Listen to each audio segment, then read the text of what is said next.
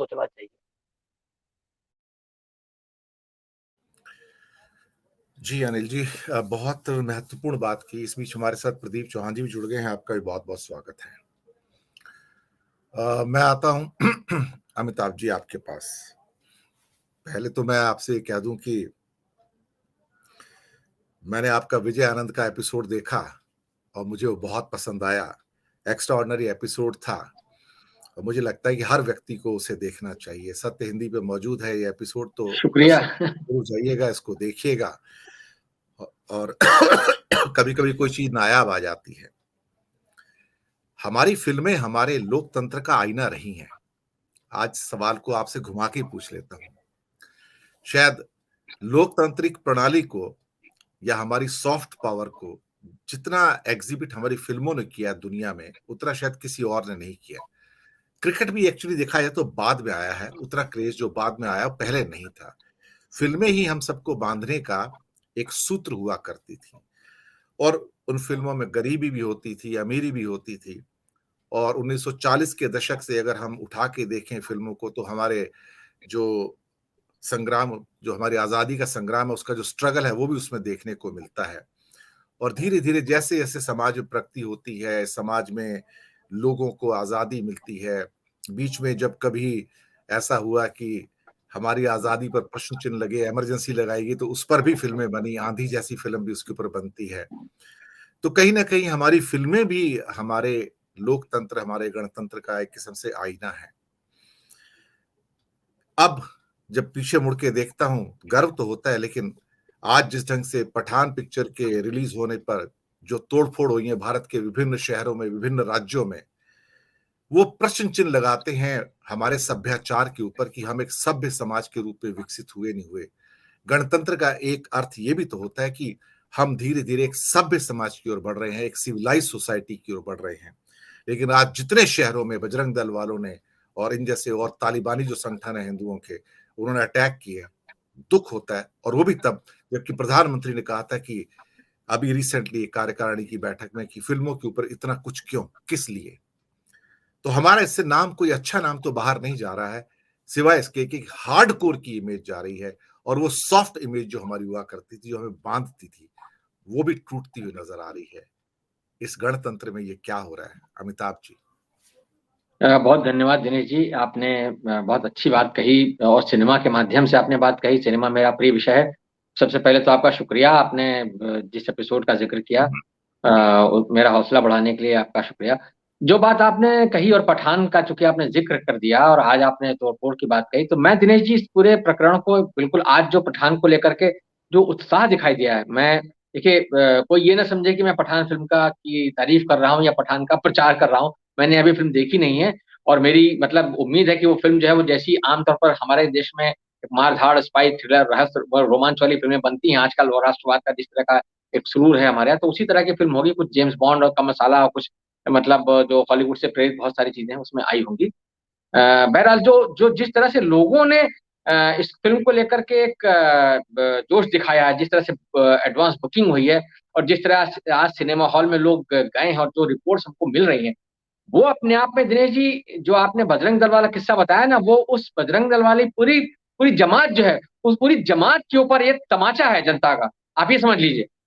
आप इसको इस तरह से देखिए, आप इसको इस तरह से मत देखिए कि बजरंग दल वाले कुछ लोग जो है वो कहाँ तोड़फोड़ कर रहे हैं। इस देश का जो आम आदमी है, जिसको आप गण कह रहे हैं, जिसके लिए आपने सवाल पूछा कि इस गणतंत्र में जो है वो गण गौण हो गया है, तो जब वो गौण जो जिसको हम गण समझते हैं, वो गौण गण जो है वो दरअसल जो है वो कभी कभी कुछ ऐसा काम कर जाता है कि वो जो शक्तियां उसको दूसरी तरफ प्रेरित कर रही होती हैं, वो कहीं ना कहीं वो उन्हीं को जो है वो आईना दिखा देता है। तो ये जो आज एक फिल्म का के बहाने जनता ने कम से कम ये दिखा दिया है कि ये जो तमाम सारी शक्तियां जो एक फिल्म को बायकॉट करने की अपील कर रही थी, जो इस कारण से बायकॉट करने की अपील कर रही थी कि साहब उसके अभिनेता से उनको कुछ चिढ़ है, या उस तरह एक उसकी अभिनेत्री से उनको चिढ़ है, या उनको उसमें पहनी जाने वाली पोशाक को लेकर के, गाने को लेकर के, रंग को लेकर के जितना तमाशा खड़ा किया गया, उस सारे जो एक फर्जी जो एक हिंदुत्व का एक जो नैरेटिव गढ़ा गया, या जो एक पूरी आस्था का एक पूरा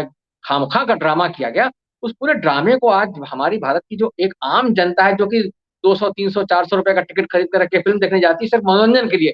मेरी आपकी तरह वो गंभीर विश्लेषण नहीं करते हैं सिनेमा पे, वो गंभीर बातचीत नहीं करते। उनका यह कि पैसा वसूल फिल्म होनी चाहिए, उनको मजा आना चाहिए। 2 ढाई घंटे 3 घंटे बैठे तो वो दीपिका पादुकोण ने क्या किया, शाहरुख खान ने क्या किया, सलमान खान ने क्या किया, जॉन अब्राहम ने क्या किया, उनको मजा आया नहीं आया, गाने अच्छे थे, फाइट अच्छी थी, हीरो हीरोइन का रोमांस अच्छा था, बस उनका पैसा वसूल हो गया, वो घर जाते हैं खुशी खुशी पॉपकॉर्न खाते हुए। ठीक है ना? तो वो जो जनता है इस देश की, उसने इस जो फर्जी नृत्य वाला पूरा एक ड्रामा चल रहा था कि साहब लोगों की आस्थाएं आहत हो रही थी, उस पूरे नैरेटिव को जो है ध्वस्त कर दिया है पठान फिल्म ने। तो ये तो बात हुई, आपने जो बात शुरुआत में कही थी उसका एक छोटा सा मेरा उसके बारे में टिप्पणी। बाकी जो आपका जो मूल विषय है और आपने सिनेमा से उसको जोड़ा, तो मैं उसमें दिनेश जी, मैं याद दिलाना चाहता हूँ आपको, फैज़ अहमद फैज़ की एक बहुत मशहूर नज़्म है, जो उन्होंने जब बँटवारा हुआ, चूँकि अनिल जी ने बँटवारे का ज़िक्र किया, बँटवारा हुआ तो उसके बाद फैज़ की वो नज़्म जो है बार-बार दोहराई जाती है, कि ये दाग़-दाग़ उजाला, ये शब गज़ीदा सहर, इंतज़ार था जिसका ये वो सहर तो नहीं।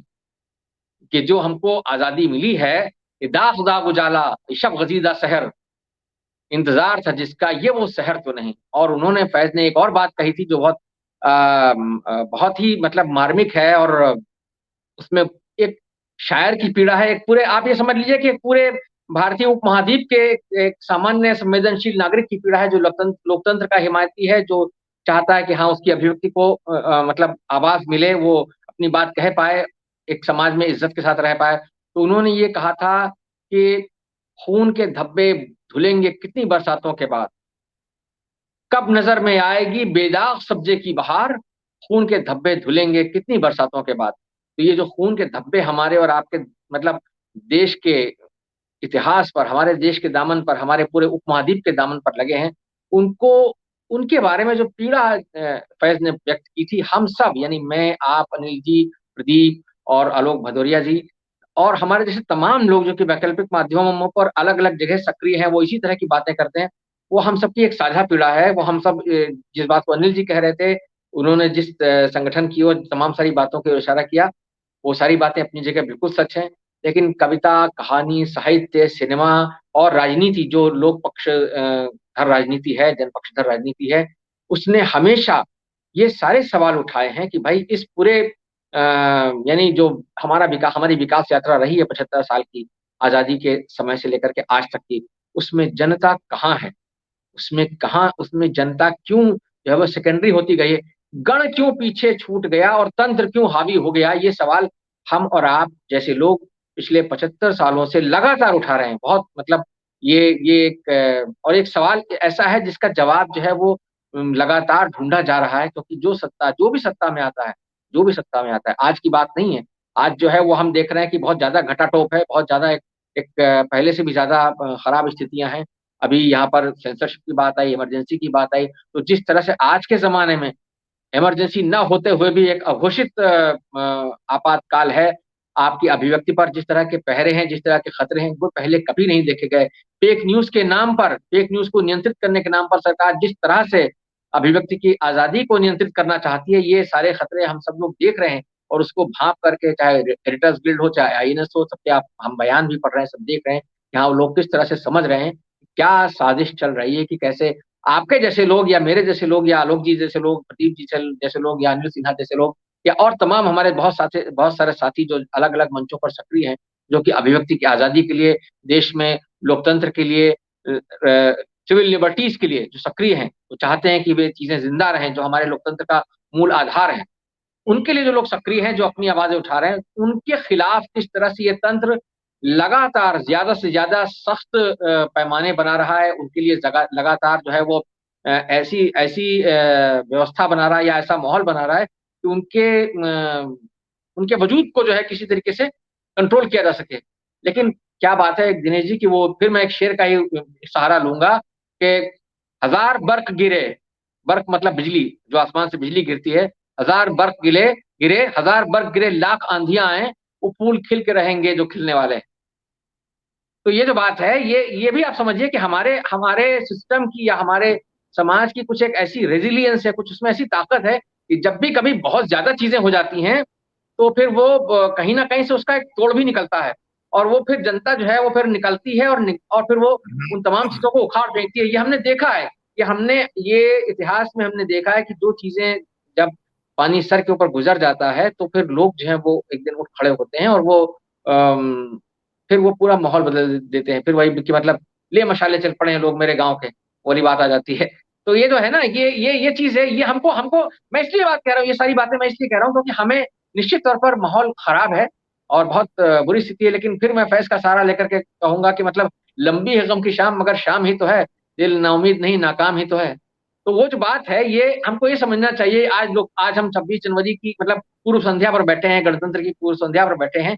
तो हमें मतलब मुझे पूरा भरोसा है कि आप जैसे लोग, अनिल जी जैसे लोग, प्रदीप जी जैसे लोग, आलोक जी जैसे लोग जो जो अपनी आवाज इसलिए उठा रहे हैं ताकि वो समाज जो है, जिस समाज की हम कल्पना करते हैं या जिस राजनीति की या जिस जिस तंत्र की हम कल्पना करते हैं, जिस तंत्र को हमारे पुरखों ने बनाया, चाहे वो नेहरू हो, अंबेडकर हो, गांधी हो, पटेल हो, सुभाष चंद्र बोस हो और तमाम इस तरह के लोग हों, आजाद हों, तो वो उन्होंने जो बनाया है वो जो चीज है वो बनी रहे। जो हमारी सामाजिक समरसता का ताना बाना है वो बना रहे, जो हमारे समाज में मोहब्बत है वो बनी रहे। जो सरकार, जो अनिल जी ने बात कही कि साहब जो जो जो लोग विभाजन विभीषिका स्मृति दिवस मनाने निकले हैं, वे जो हैं उनका हौसला जो है वो यहाँ की आवाम जो है वो पस्त कर सकती है, उसमें वो दम है। बस आप जो है जो अपनी आपने जो अलग जगाई है दिनेश जी, आपने या आप जैसे तमाम साथियों ने, वो जो है वो हम हौसला न छोड़ें, क्योंकि हमें इस बात पे यकीन होना चाहिए कि कहीं ना कहीं हमारे देश की जनता वो समझती है और वो लगातार इन मंसूबों को नाकाम करने के लिए अपनी तरफ से कोशिश करती रहती है। देखिए, रहनुमाओं की कमी है। आप ये मान लीजिए कि जनता जो है वो बदलाव के लिए छटपटा रही है।